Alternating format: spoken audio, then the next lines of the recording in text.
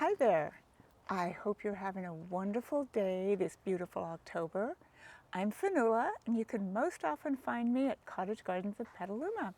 Sometimes I'm in my own garden, but today we're up near the chicken coop. So if you hear any mysterious noises, that's what's going on. So we're going to talk about garden chores for the month of October. October is a great month. We finally, hopefully, will get our winter rains, but maybe the first frost is going to happen too. We're in Zone 9B, one of the best climates you ever can hope for, but sometimes we get a frost. Our first average frost date anywhere in Sonoma County can be between October 15th or the very end of October, Halloween. So watch for frost.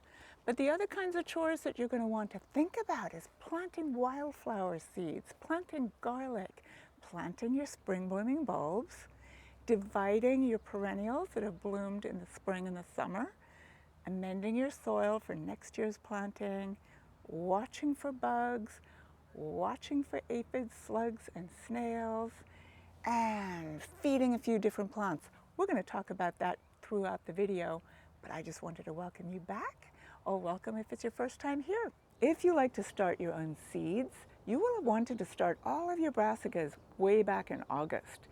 But if you didn't get around to it, October is a fabulous time to source your starts for any of the brassicas, such as cauliflower or broccoli or kohlrabi, which is the first vegetable I ever grew was kohlrabi because it's weird looking. And honestly, it was the most fun experience and like harvesting little spaceships.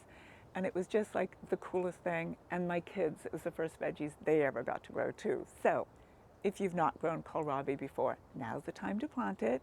You're really going to love it.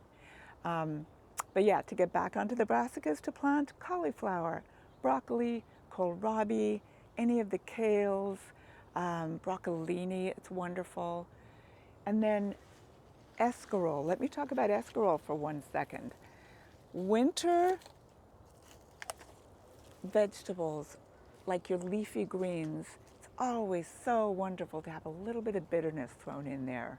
And escarole provides just that. So great time to plant escarole.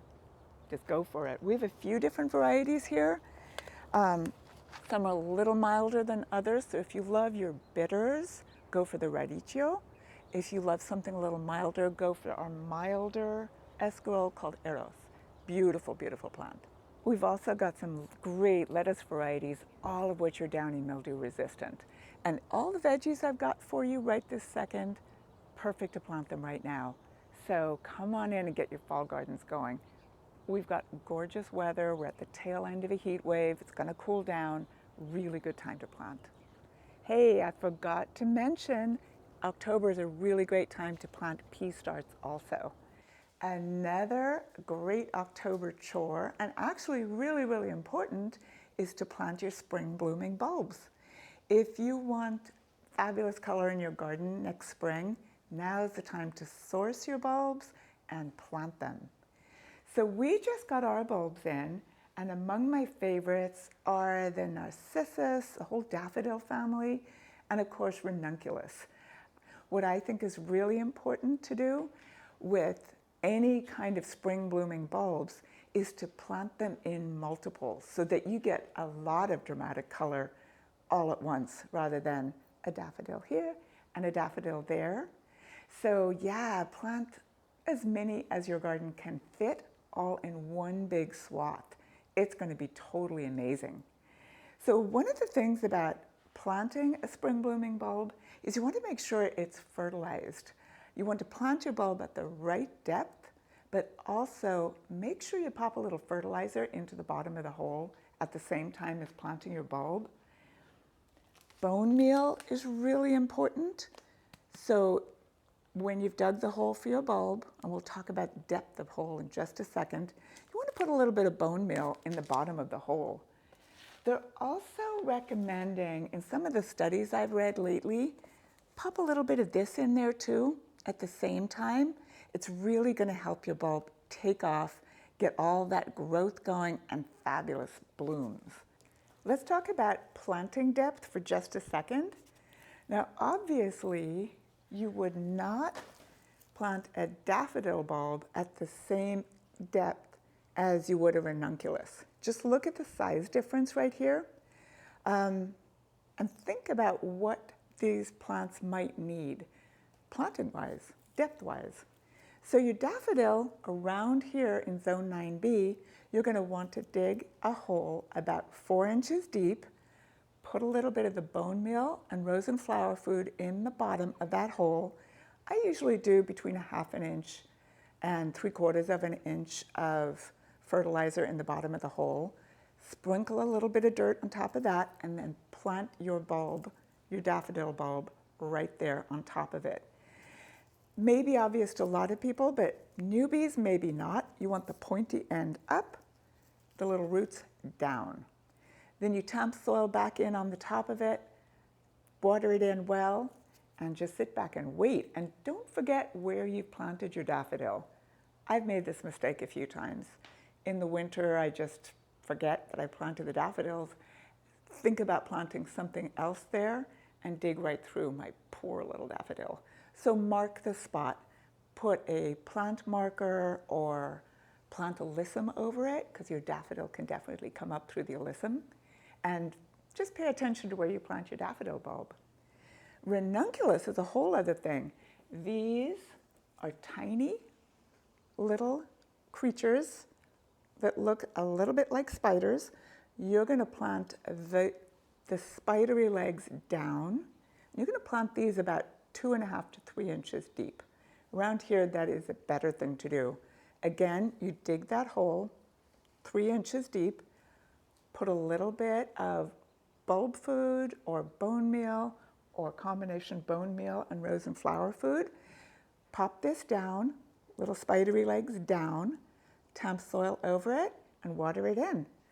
The really wonderful thing about ranunculus is if you want a succession of blooms coming all next spring, plant them every couple of weeks apart.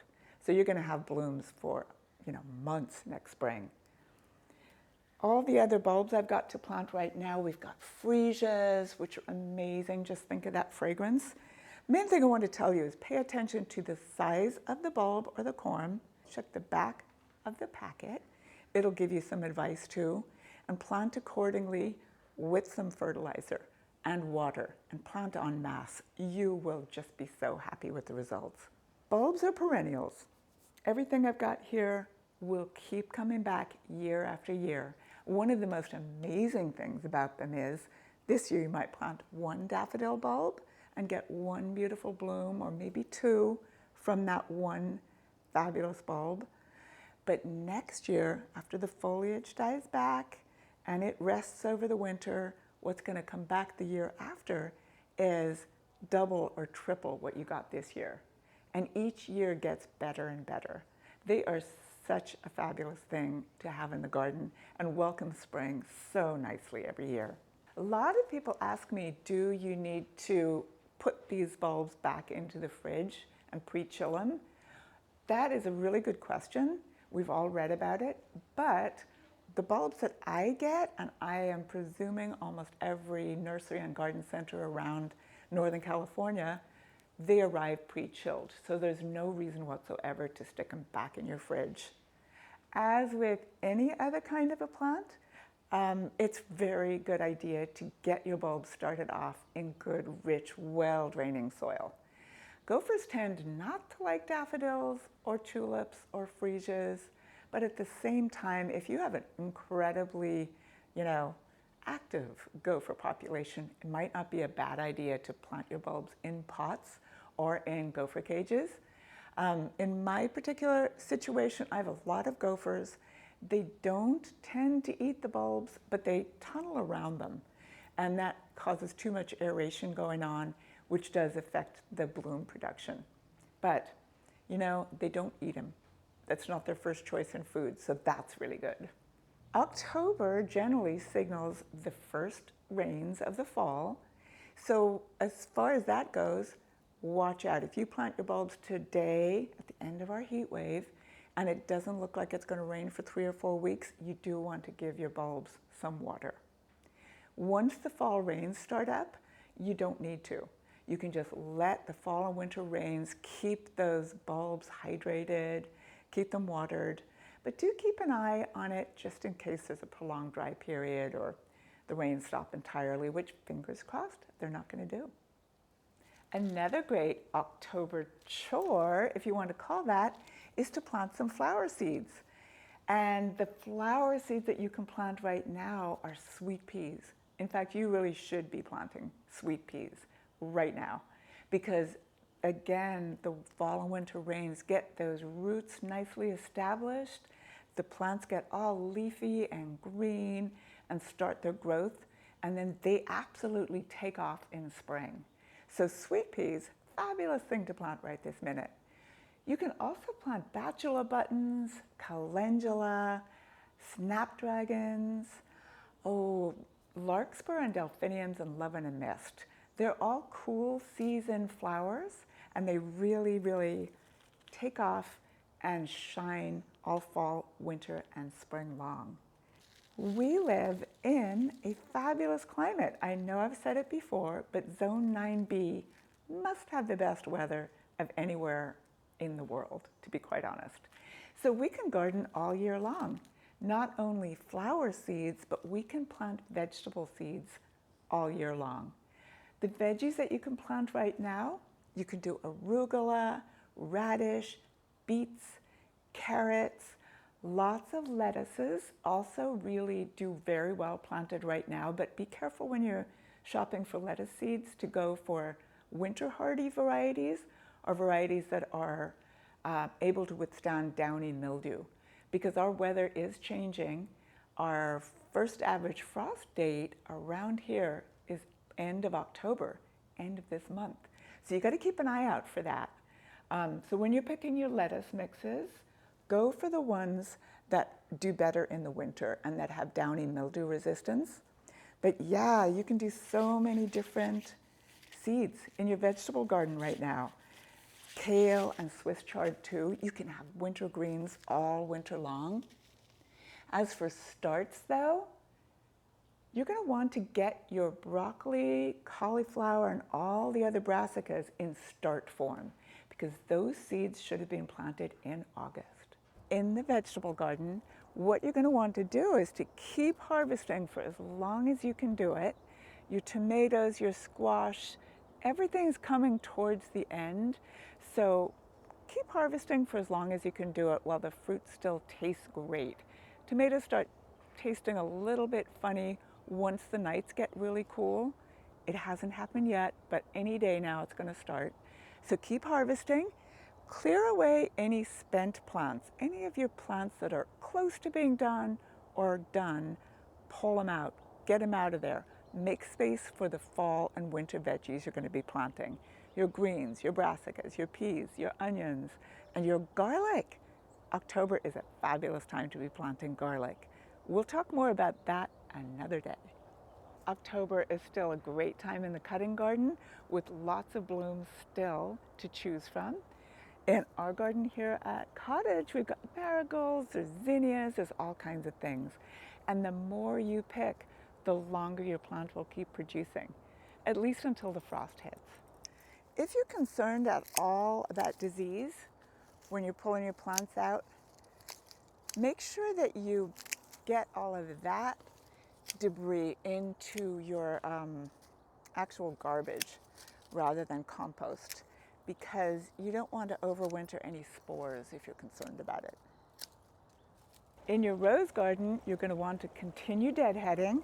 You can see this Sally Holmes here needs some deadheading right there. So deadhead, but do not feed your roses right now. They're done till mid-February with fertilizing, but you do want to give them some deep water just to get them through the rest of the heat wave and into the fall and winter rains. So deadhead, water deeply, but don't feed.